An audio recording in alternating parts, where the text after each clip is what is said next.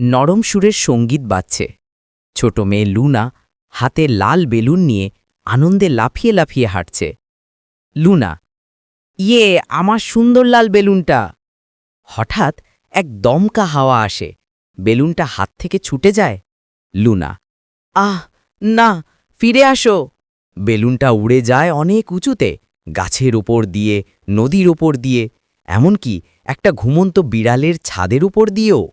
ছোট লাল বেলুনটি তার দুঃসাহসিক যাত্রা শুরু করল, উড়ে চলল আকাশের দিকে। আকাশে বেলুনটি হাসি খুশি মেঘদের সাথে দেখা করে।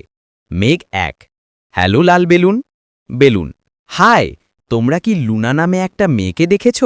মেঘ ২, নিচে আছে সে ছোট্ট বন্ধু, রংধনুটা অনুসরণ করো। বেলুনটা রংধনুর পথে উড়ে চলে, ঝলমল করে ওঠে।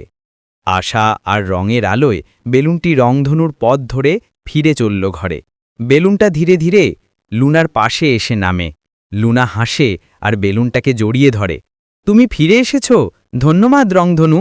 বেলুন, এসে, সবসময় উজ্জ্বল থেকো লুনা। সূর্য অস্ত যায়, তারা দুজন হাঁটতে থাকে, সুরের মৃদু স্রোত বয়ে যায়।